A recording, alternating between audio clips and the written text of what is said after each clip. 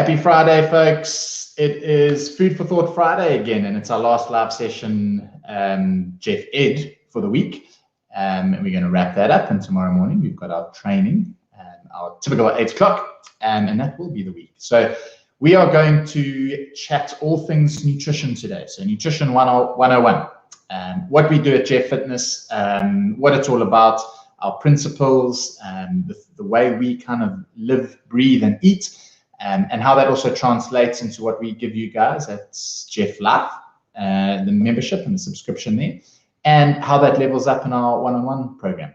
So just to give you a little bit of background about everything, and then at the same time, answer all of your questions. So anything you've got in the nutrition space, we're going to hopefully have a little bit of time towards the end and send those questions through, and I will get to as many of them as I can. We are live in a few places today. So Jeff Together, we're here all month. That's obviously open month. So hopefully you're making the most of it. If you're not yet a Jeff LIIT subscriber, remember, just $200 a month gets you that. And we are in Jeff LIIT streaming there as well today, as well as in the UK, and our YouTube channel. So if you haven't subscribed to our YouTube channel, go check that out as well. So I'm going to bring them all up, and you guys just let me know if you're here.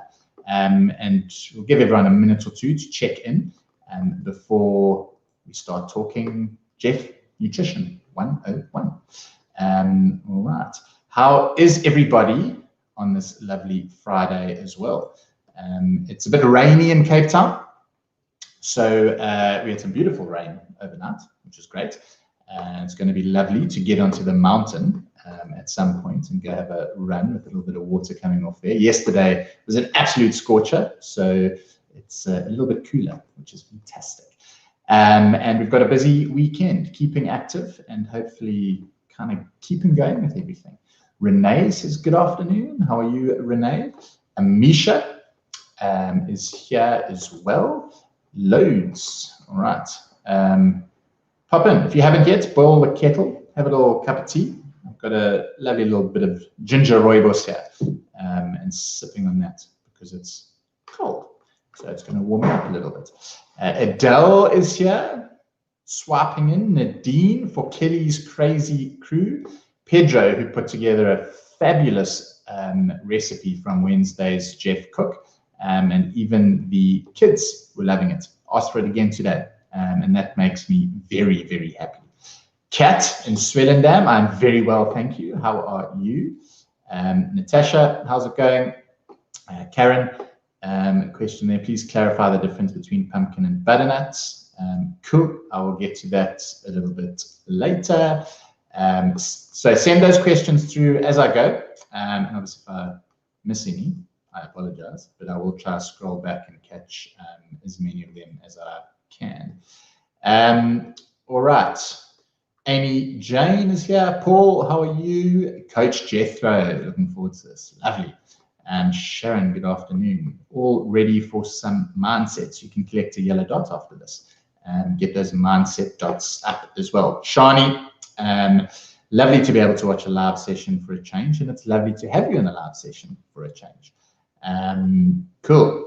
So keep saying hi if you want. I'll catch up on anyone that I have missed and send those questions through. All right. So we're talking all things nutrition. Talking a little bit about our principles, the way we go about things, the way we think about food, and how we try and translate that into what we give to all of you guys, both here and Jeff Together, Jeff LIIT, and the one-on-one, and what that all looks like. Hopefully some of the things I might talk about will spark a question or something you've always wondered, and this is the time to kind of have at it. You've got me for the next 30, 40 minutes, and we can chat about all of that. It's going to be fun. All right, so first up, our principles. We don't promote a diet. We're looking at this as a lifestyle change, habit building and behavior change approach to a way of eating. So everything that we talk about and everything that we show you, and as you progress along your journey and maybe join us in Jeff LIIT or on the one-on-one program, it's about laying a good foundation for behaviors that are going to sustain you. We don't want to give you quick fixes. We're here to make you think positively about it. And this kind of guides all of our principles that we've put together, and then how that flows into our meal planning and our menus and our recipes and all the tools that we like to put there as well. So there's no quick fix. There's no magic diet. There's no demonizing anything. Don't eat this, only eat that. It needs to be flexible and sustainable. But there are a couple of things that when we tie them all together, I think the bigger picture provides a holistic program. We're also big fans of the 80% rule, 5.5 days. So 5.5 days every week, you stick to some good principles, you eat well, you eat mindfully, you do your best in terms of what and how you are eating. And it gives you a little bit of time to kind of miss the mark. Maybe while you're still learning about the amount of foods that you need, or certain foods that sit well with you, or you might have a response to something, or there might be a cultural or social event. All of these things are life and it's normal. And that's what your extra day and a half every week is to kind of let your hair down a little bit, maybe have a choice meal or a food that isn't going to move your health forward, but there's nothing wrong with it, because bigger picture, that is what you are focusing on. You've got 5.5 days really to nail it down, and another day and a half, typically over the weekend, to kind of take it a bit easy, not beat yourself up about it. All right. These sort of overriding principles, we've broken down into 5 of them that are on the app, and hopefully you guys are all logging your green dot days. And this week, if you log 5 of them as well, you're going to enter the Wellness Warehouse Challenge. And you can win an awesome hamper. But it's a good way to just bring some a way of thinking and some habits to the front of your mind. And it's a good starting point for you to start to self-evaluate your diet and what you're doing and your eating behavior. Okay, so well, let me first talk. Our first principle is mainly sort of focused and around our meals. Okay, so we look at it in a positive light, and we say, make sure that your meals are nourishing you. Don't see it as restriction. See it as a way to move you towards your goals, help you achieve what you want to do. It's not about eating less and less of something or cutting something out. It's about trying to move yourself forward by eating the right things. We want to see our meals as nourishing us.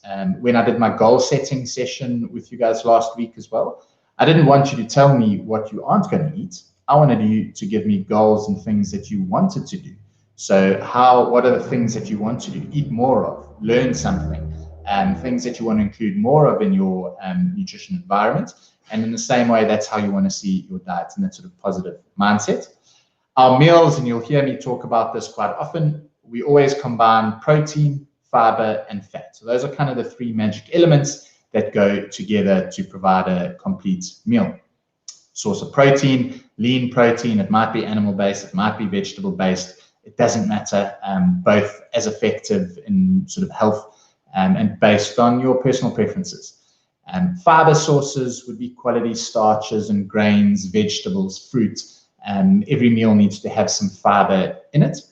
And fat, some of it might come from your protein source, but you also want to make sure you're getting some good healthy fats in and adding things like avocado or nuts and seeds or olive oil, something like that that gives you a balance. So you're ticking sort of 3 big food groups in terms of some protein, some fiber, and some fat, and the distribution and how much of those different things you eat is where this personalization comes in. And I'll talk about that a little bit later. But on your plate, quick self-evaluation and thinking to yourself, does every meal have a source of all 3 of those? And it's a good way to start in terms of ticking off your first principle and the foundation of your diet. The second one is about drinks, okay? And that you choose your drinks with care. It's somewhere that we go very wrong quite often because we have calorie and sugar containing drinks, alcoholic beverages that might take up a lot of space in the diet. There's a lot of extra calories unnecessary that aren't really helping us move forward. And it's a place that we can work a little bit harder to make sure that we're well hydrated. We're drinking water, we're keeping hydrated. There's no magic number. You've heard me talk about that a few times. 2 to 3 liters in that sort of range might be okay for you. The bigger you are, the more fluid you're going to need. If you're exercising a lot and it was a day like yesterday and it's 40 degrees in Cape Town and you're sweating a lot, you're going to need to replace a little bit more of that. and it's important that you take that into consideration. But if you're thirsty, have a little bit. If you're going to the toilet every 30 minutes because you're drinking too much water, that's also not a good thing. So you don't want to overwork your kidneys, but you just want to stay nicely hydrated. All right. Alcohol-wise, we just say keep it for your day and a half. Drink it in moderation. On that day and a half, it also doesn't mean go and sort of binge and make the worst diet choices and extra 4 or 5 drinks every day. It can add up quite quickly. So just be mindful in that space as well, but try to keep it for your day and a half.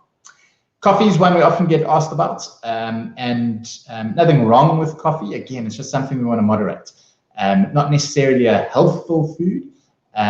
If there is some research that 1 to 2 cups a day can be beneficial if you're a normal coffee drinker. It doesn't mean adding it is going to make you any healthier.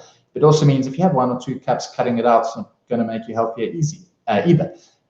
But if you're having 6, 7, 8 cups a day, it's a lot of caffeine. It's a lot that your body has to metabolize. It might affect your sleep. It might get in the way of you actually including another food or fluid that's actually going to be beneficial. So that's a good way to sort of think about it. Our third principle is looking at snacks, and that you snack with intent. And this touches a little bit on mindfulness and hunger. We don't always need to snack. Quite often 3 meals a day might be enough. A snack is really there to prevent you being hungry. We never want to be starving when we go into a meal. So if you find that by the time you get to lunch every day, you're absolutely ravenous, the chances are either breakfast was a little bit small, or you could have done with a mid-morning snack so that you don't end up overeating at lunchtime. If you go into a meal too hungry, the chances are you're going to eat too much. You'll fill up before your natural sort of satiety cues kick in, and it's going to lead to overeating. If you end up going to the shops when you're hungry, we all know the rubbish that you end up throwing into your basket because you're just hungry. It's impulse. We buy and we eat on impulse. So that's kind of what you want to control by making sure you're never too hungry at the start. And you never want to feel like you're too full at the end of it. So if you're not really hungry and you're having a snack, because quite often we end up snacking from emotion or habit or boredom or whatever the case is, those aren't reasons that really should motivate snacking. So it's an opportunity to listen to your body's hunger. If you're not hungry, don't have it. If you find yourself getting peckish, snack might help. It might mean that the meal that you have a little bit later is in check, and that's sort of the value of it. Snacks can also be quite useful if you're training and you feel like you need a little bit more energy. Training fasted isn't always the best way to go, particularly when you're doing high intensity work like a lot of our training. So a little snack around that might be useful in getting you to train harder, helping you recover a little bit better, and again, maybe later in the day, making sure that you're not starving and having to overeat somewhere else. Right. So that's why we want you to snack with intent. Just think about it, whether you need it, whether it fits in with your goals, and in what that snack should be made up of. It's not high sugar, high salt, high fat kind of things. Again, maybe some protein, fiber, and fat, something along those lines to make it balanced. All right. The fourth principle, and something that guides pretty much everything we do, is portion control. And this, again, hunger can help guide you there in terms of not being starving and not feeling like you are overeating. I'm putting together a little guide that I'm going to kind of drip out in terms of something that's more general. On the one-on-one, we detail it for you. We let you know based on your body shape and your weight and your goals and your training program what your portion should look like, and we give you some good structure around that. When you're just starting out on your nutrition journey, it might be a little bit more about kind of give and feel, see how you're going, what's making you full, what's kind of not quite getting you to the next meal. And again, you're going to build your meals from protein, fiber, and fat. And what I quite like to do as a starting message is use your hand as a tool. All right. So a protein portion is normally about a palm size. And for ladies or smaller frames, 1 palm with most of your meals every day. So you've got maybe 3 or 4 of those split up throughout the day is a good starting point. For guys or bigger frames, 2 of those. So any meat, chicken, fish, dairy, vegetable proteins, beans and chickpeas and lentils, things like that. Anything like that is that sort of palm size. So smaller 1, larger 2. Your fiber sources, you're going to have possibly 2 of them on the plate, right? And vegetables, fist size, that's 1 portion. So it's about a cup. Okay, so smaller frame, 1, bigger frame, 2. Other sources of fiber would be your fruit and your starch, and that's about a little cupped hand. Okay, so the amount that you can hold in a little cupped hand, and again, smaller frame 1, larger frame 2. Fat is a thumb size. All right, so from base to tip, about a tablespoon, whether it's oil or cheese or avocado or whatever it is, about that thumb size. Small frame, ladies, 1. Gents, bigger frame, 2. So if you're smaller, it's 1 of everything of those 4 things: protein, a starch, a vegetable, and a fat. And if you're a bigger frame, it's 2 of each of those. Try to do that with most meals. And then you can start taking away. If it's a little bit too much, or if you've got certain goals that you want to restrict energy, you might take away a bit of the starch portion or a little bit of the fat portion so that you've got protein and veg base on your meal. If you're training a lot or you're trying to pick up weight, you'll increase it slightly. But it's just a good starting point. If you're just entering your journey before you're moving on to maybe getting really dialed in with it and knowing what your portions need to be, it's just a nice way to sort of think about it. Okay, and that also means, or it ties into our last principle of planning, preparing, and reviewing. So it's one way to plan. Have a menu plan, know what you're doing every week, what's in store, what do I need to shop, what do I need to be better at, is there maybe a habit I need to practice, do I need to set some goals, and then how do I prepare for that? You join us on a Monday for the meal prep session. This Sunday, we're rolling out our first weekly kind of planner. I'm going to be live with you guys on Sunday and chat through a menu that I've got. And every Sunday, we're going to send out a menu and kind of give you another tool to plan your week and maybe just how you sort of think about it. And then reviewing it as, well, how's it going? Am I moving towards my goals? What's really hard? What am I missing out on? What do I need more of to make sure that I'm just more consistent in what I'm doing? Okay. And that's kind of the starting point in terms of where we look at it from our principles. And then this guides us into what we do at Jeff Life subscription, and then how that goes on to sort of looking at it in more detail in your one-on-one program. So I want to differentiate them just so that everyone kind of knows what to expect from us in terms of the support we give and what you can do and what you can achieve through both of those, nutritionally speaking. Jeff Life is about you guys and it's about the group. So $200 a month and you get access to all of our live classes. So it's the training, and nutritionally, we've got 3 of those. Is going to be the 4th and the Sunday now every week. Monday, you get your meal prep, and we're just giving you ideas. Wednesday evening, you've got your Jeff cooks and recipes, and we're cooking together and having a little bit of fun. And Friday, it's obviously this session. And it's not about personalizing things. It's about giving you guys information and tools and kind of things that you can work out on your journey. We've got an amazing community that helps as well and leans in with any questions. And all of us coaches are kind of in and out of the groups and kind of, you know, offering some advice here and there, but we can't personalize it because we don't know much about you. So it's more about general advice. And what I'm saying today even might not be sort of the result or the process for everyone, because everyone's a little different. So someone might need a different approach to someone else. We can't do that for everyone at the Jeff Life level, but that's where the one-on-one kind of takes it to the next step. We implement our principles across Jeff Life, and we also, within the app, you can track it. So you've got your 5 principles every day that you can go and log off, and it just has you starting to think about your nutrition and what you're actually doing, putting it at the front of your mind and thinking about it. And quite often that's the first step to making any change, is actually knowing what's going on, what your habits are like, or maybe where you sort of falling short. I have given you a bit of a basic portion guide, but again, that doesn't sort of translate for everyone. So how you adjust that is a little bit of trial and error until you're at the level that you've got a coach or someone that's working with you to kind of do it and dial it in instead.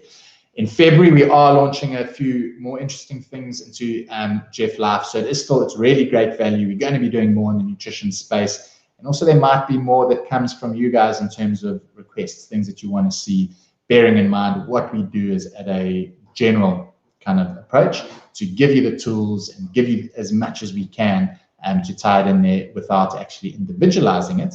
which is the beauty of our one-on-one. So for 1,950 Rand a month, you join the one-on-one, you get the coach, the training program that matches you and your goals and what you can and can't do, whether it's at home, gym, running, whatever the case is.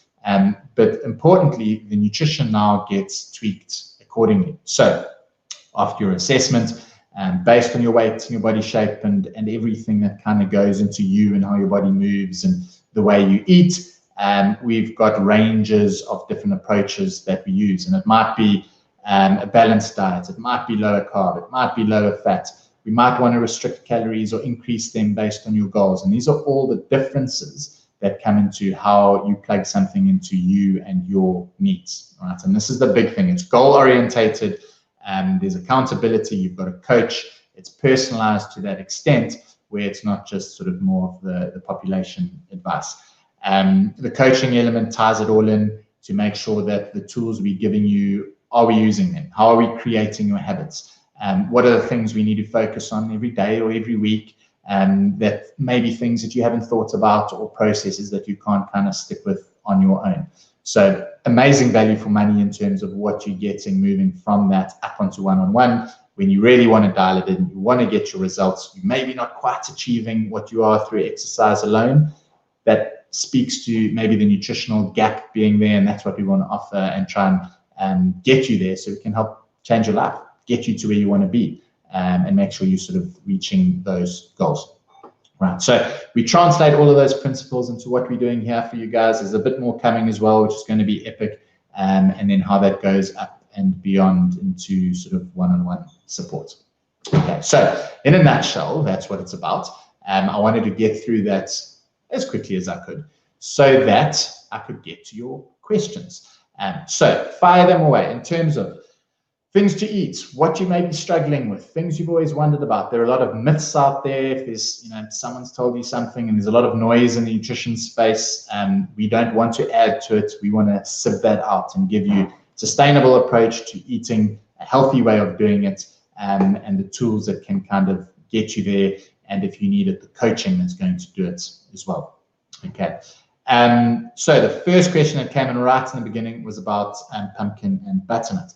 Both really good foods, packed with nutrition, good source of fiber. On the one-on-one program, we just separate them according to their energy content. And pumpkin being slightly lower carbohydrates, we can use it as a non-starchy vegetable, where butternut has a little bit more energy and a little bit more carbohydrate. So it's a food that we're just mindful of the portions and a little bit more aware of as opposed to pumpkin. So just because the energy content's a bit different, we give you a guide in terms of how much you should eat if it is butternut to get your sort of one portion. But if it's pumpkin, you get away with a little bit more. Paula made the sardine recipe from Monday's Ed. I had that on yesterday, so after Monday's Jeff Ed, the sardine one, the sweet tomato one, went really well with the leftovers from the Powerball. So I pretty much had everything from the Powerball. And the little sardine spread went down a treat. So an example of what we're trying to do for you guys, give you those recipes and give you ideas so that it's something that makes your life a little bit easier. Nutrition doesn't have to be difficult. It's just about learning, jumping head first, letting yourself make the mistakes, knowing that they're going to happen, but learning from them and then working out kind of what you need to do. So is it meal prep? Is it shopping? Is it skills in the kitchen? What do you need more of? Do you need the accountability? And wherever it is, I think we've got something that can plug in for you guys. Adele, your nutrition journey is in full swing. Brilliant. Kel just saying, hope everyone's all right. Michael's here. Helpful for you and just confirming things, which is good. Lizelle, we're going to have to catch up, which is cool. The menu idea is awesome. So I'm rolling it out this weekend. I'll let you should, we'll get it kind of on Sunday. But what I'm going to do is every week put together a menu. And hopefully it means more of us are cooking the same things every day. We can share them. We can show people what we've done. We can adjust them. And, if you need to tweak them around for whatever your personal goals are, it's great. But I think it's just nice for us to all be in a fairly similar space. And quite often not having to decide what to eat. If there's a bit of a menu there, it takes away some of the hassle of it. So we can all be in a similar boat together. And hopefully it becomes a useful tool, and we might grow on that and add a few sort of bits and pieces to it as we go. Amy says, always good to have a reminder of portion sizes. You're often eyeball sizes, but not always correct. Cool, and that's what it's about. So on the one-on-one, quite often, when we give very exact portion sizes, we just say, get the kitchen scale out for a little while, eyeball it, but weigh it, and use your hand and see, how close is that to being your portion? Is a palm sort of your one portion, or does it need to be, palm and a half or half, whatever? But it's nice just to recalibrate it every now. What's super about your hand is you've always got it as well. So it's not realistic to weigh foods forever. You also don't have to, because sometimes it'll be a little bit more, sometimes it'll be a little bit less, and that's cool. It's fine. But as long as the general trend is right and you're aware and mindful of those portions, the chances are you sort of 60% of the way to whatever those goals are. Shani says, from a fat, what about mayonnaise? So mayonnaise would be that portion as well. So if you're on the one-on-one, we've obviously give you what exact portion for you will be. For general kind of eating, thumb size. So your sauces and all those sorts of things. So females, one of them, males, two. And obviously if you're trying to keep it lower calorie, you might have a little bit less. Okay. Tanya loves the menu idea. Brilliant. You do a weekly menu. And it is. And Tanya, your results, I think, speak for themselves as well. It's easier to stay on plan if you have a menu. If you plan, life becomes easier. If the food is around, it becomes easier. If you've got things prepped and in the fridge, and the right things are there, you've done your shopping, it's not last minute whip something together, that's where you're setting yourself up for failure, because there's hurdles. So you might get it right sometimes, you might get it wrong others, and your consistency is going to suffer. And if there's one thing that drives results, it's consistency. Right. Okay. So Kerry, peanut butter, also thumb size. Yes. And quite often with peanut butter, that's a little bit hard. So you're blessed if you've got big thumbs, but that's what you want your portion to be. Right. That's kind of where you're going. Michelle, what are some good fiber examples for each meal? So if we're looking at fiber, let's look first at higher energy options. So if you need the fuel, you need the source of carbohydrates in there, which you might need in most meals. Typically at dinner, we like to keep it a little bit lower energy, because it's the furthest away from when you might train. If you're training in the evening, you can include it anyway, but these types of things you want closer to your exercise. But high fiber starches would be any sort of brown grain or whole grain. So, from quinoa to whole grain couscous to whole grain pastas and rices and things like that. Cereals, oats and other sort of high brand cereals will be a good source of fiber. Starchy veg, really good as well. And particularly when you keep the skin on. So potatoes and sweet potatoes, when you've still got the skin on, you're getting a nice source of fiber there. And then other non-starchy vegetables, all of your vegetables are going to be a source of fiber. And then all of your fruit will be as well. And again, you can split your fruit into the higher energy and lower energy. Scroll back on, I think it was on Jeff Together, I posted a sort of a separation of types of fruit. So if you want to eat more of fruits, just the ones you maybe want to go for that are lower energy, and the higher energy ones you might say for around training, or if you're trying to pick up weight and you need a little bit extra way to do that. Georgina, if you skip breakfast, can you increase your lunch portion? I'd rather not skip breakfast, or just eat breakfast a little bit later and rather still have 3 meals, but just do them a little bit later. We're much more effective if we give the body small doses of things, and primarily I'm looking at protein in that instance. It's the foundation of all of our meals and snacks, really kind of believe in the role of protein. It doesn't need to be massive portions. There just needs to be a source, and the body works it out better and uses it a little bit better if we get smaller doses as opposed to just 1 or 2 meals. Even if it's the same amount in the day, you're going to be better off having little bits of it. Breakfast, there's no magic to eating breakfast.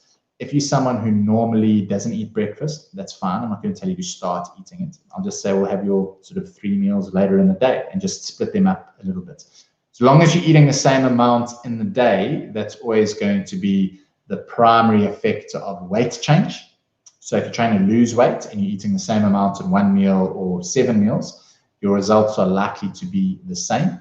And it becomes a bit nuanced then, just in terms of splitting the protein, like I mentioned, or eating around training, or if you're going big gaps without meals, if it makes you make a bad decision later in the day, or it affects your sleep, or it affects your training quality, then it's not a great idea. But most important thing will always be how much food you've eaten in an entire day before we split it up. Okay. Stefan and Google are here. Greg, greetings. How's it going? Keep sending any questions through, guys. I'm trying to catch up all the different ones. So Karen, it was yours. It was the pumpkin and butternut. So I hope that's helped. All right. Few late check-ins, but you guys are here, which is epic. Tracy wants to advise how to incorporate sports nutrition into Nutrition Guide on the one-on-one. Okay, so that's a little different. Can you eat more calories if I do the exercise over and above the one-on-one program? So Tracy, that would be ideally all of our nutrition plans are, I've created them to match the load of our one-on-one programs. So if you're doing over and above that conversation you would have had with your coach, the nutrition plan is no longer going to be suitable for that, and then we have to have a look at sort of what's going on, solutions around it, and kind of tying it in. The load that Jono's created for the one-on-one program makes sure that every week we're reaching a specified load. So there's a lot of planning that goes into that, and that's how we've created the nutrition to plug into that. So if you're going over and above, just something we'd have to chat about. All right. Marion, can we get some more protein cracker bases recipes?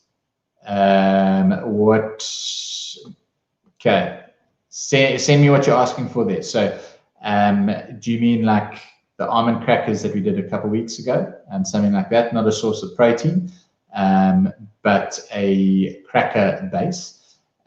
Most of the time we must probably get the protein as a topping in there, because our cracker bases would either be a source of fat or a source of carb. I am doing a protein pizza recipe in 2 weeks' time, so join us for that one. And you could go a similar route in terms of what I'm doing there to fortify it and make some crackers. So maybe we can do something there. Natasha says the menu for the week would be great. So hopefully you guys love it. We're going to see what it's like. And if you love it, we'll keep it going. And if there are ways you want us to play around with it, just let me know as well. Carmen says the menu will be epic as well. Brilliant. Lauren, so you've asked the question, and I think I might have just answered it for you. Does it matter what time breakfast is or the first meal gets eaten? The most important thing is I don't like to see people training fasted every day of the week. Okay, there's a lot of downside to particularly doing high intensity training without eating before or after when you're doing it consistently. Every now and then, it's not the end of the world, but one of the things that impacts the quality that you're able to do. So you might actually find you train harder, you burn more calories, you recover better, and the rest of your day's nutrition is better if you're eating well around training. Apart from that, it's also quite an important thing in training your sleep-wake cycle. So the things that stimulate your body's cortisol are light and food, and we actually like to keep those sort of close together. It's important for your circadian rhythms and your sleep and the way that your body actually responds. And eating when the sun comes up and stop eating when the sun goes down is quite a nice sort of general message to go by. And it normally ties in well when you're active and when you're training, and your body might respond a little bit better. But falling back to what I said when I answered the previous one, is how much you eat in the day is the most important. Then timing will be second to that. And it's whatever gets the best response for you in terms of your energy control, your blood glucose control, your training quality, and your behavior and habits later in the day. Claudia, putting honey instead of sugar into coffee. It's like for like in terms of calories. You're getting the same amount of sugar from the two. And it's a slightly different flavor, but it's no healthier for you.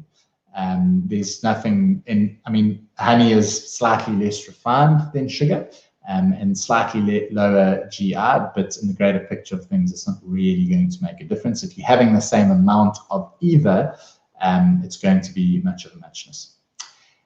Doing wants to know, can you keep the same breakfast for the whole week, like eggs or oats? There's nothing sort of really wrong with it. Quite often it might help you keep consistent because you know what it is and your portions are the same, and that's fine. Variety in your diet is important, but if you're doing that, it just might mean you focus a bit more on your variety for lunch and your snacks and your dinner. Snacks is another one that might be a little bit easier if you're eating pretty similar things most of the time. And you might just change it up seasonally. So the body, if we look back to how we kind of would have operated many, many years ago, we would have eaten what was seasonal, and quite often for a lot of people, it was a very limited supply. The body's going to tolerate that and work off it fine. From a health perspective, we want to get a variety in, particularly just because it covers different vitamins and minerals. But if you're not doing it at breakfast, that's okay.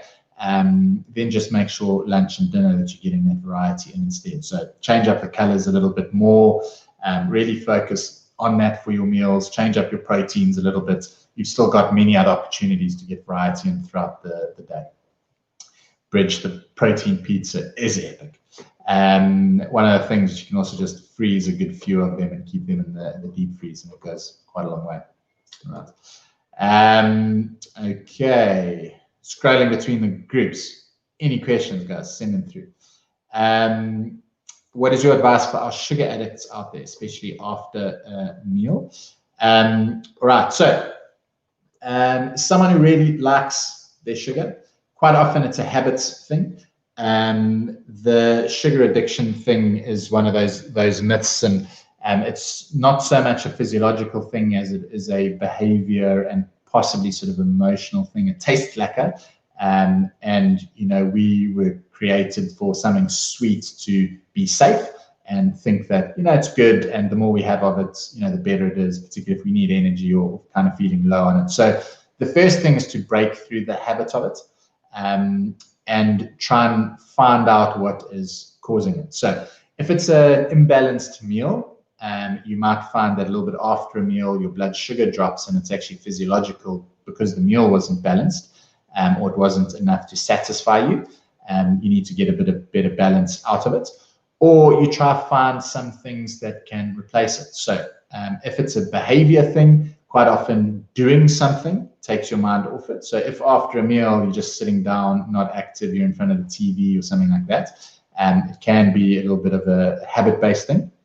So you want to replace that with a little bit of exercise, a book that takes your mind off it, some sparkling water, pretty good. Quite often the kind of sugar craving is actually a hydration thing. So make sure you're hydrated, have a cup of tea, have some water. Sparkling water works nicely as well because the bubbles kind of stimulate your tongue a little bit. You can have a bit of chewing gum, something that again stimulates things, and there might be sort of ways around that. Or, you know, if it's something within moderation and you've got a square of dark chocolate and it's your sort of post-dinner thing, nothing wrong with that. You know, it's small, it's portion controlled, and it won't make or break anything. All right. Stefan makes a sauce with carrots, red and green peppers, tomatoes, herbs, spices. Brilliant. Grills it all, olive oil, liquidizer, thick, chunky, tasty sauce.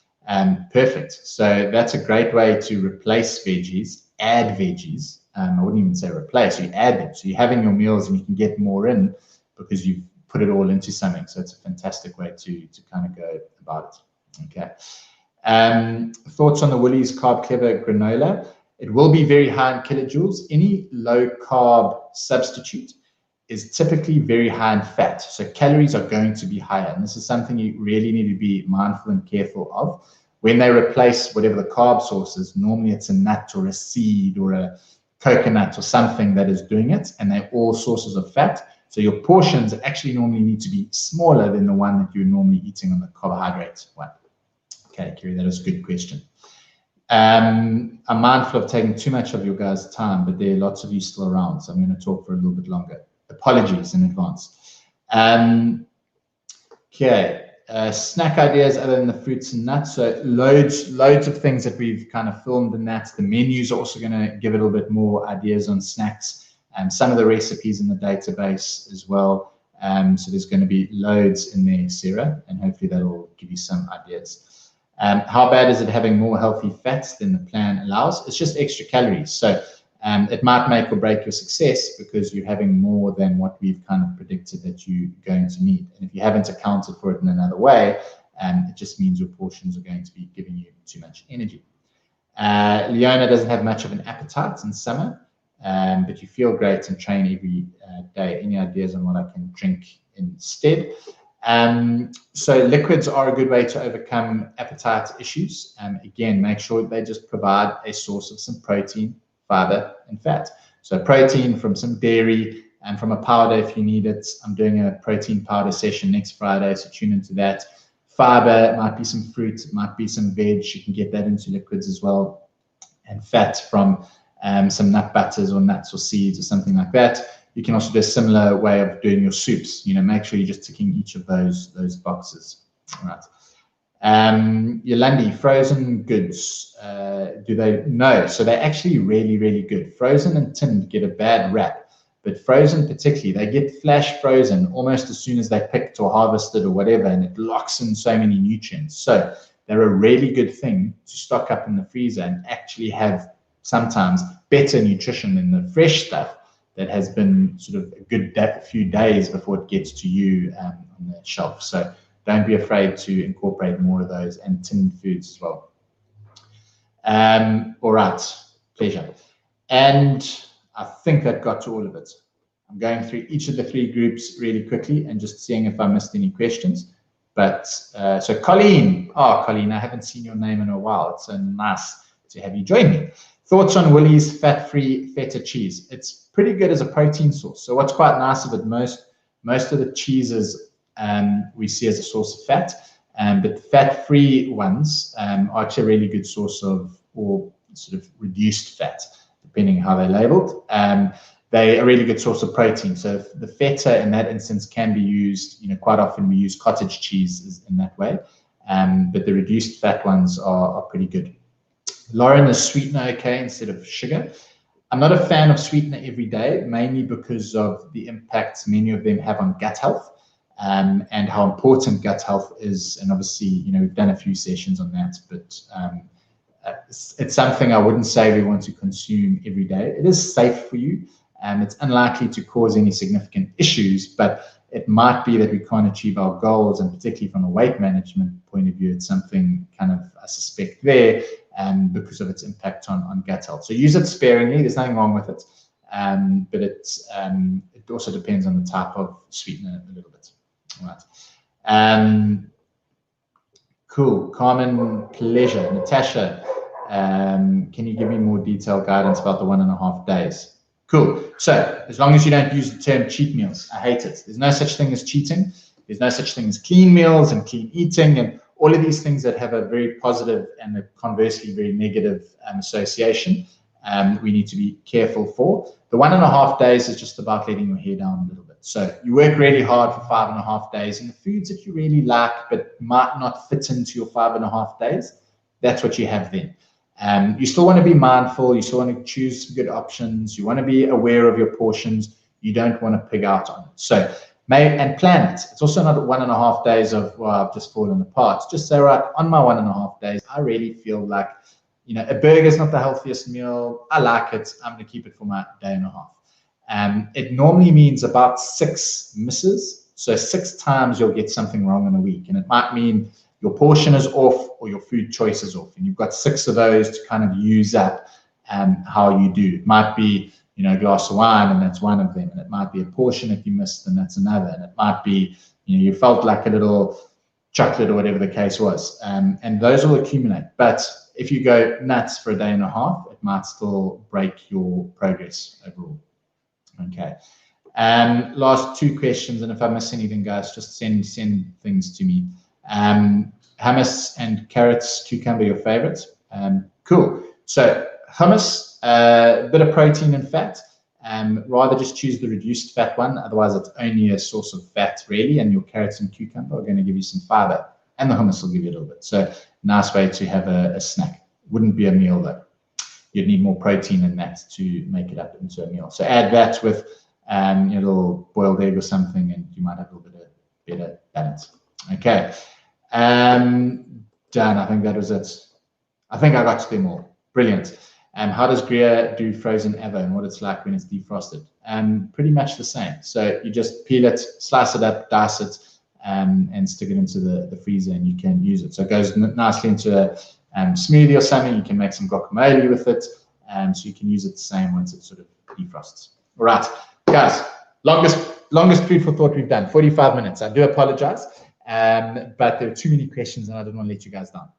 So hopefully it's been useful. You guys sent loads of good questions, which is great. Hopefully you understand a little bit about what we do, what's coming, what the difference is between everything we're giving to you and Jeff together, upgrading to the Jeff Life and $200 a month. Guys, it's nothing to get all the stuff that we're going to be doing for you. And then when it's goals, personalization, portions, results, the one-on-ones for you. So if you have any questions about any of that, please let me know.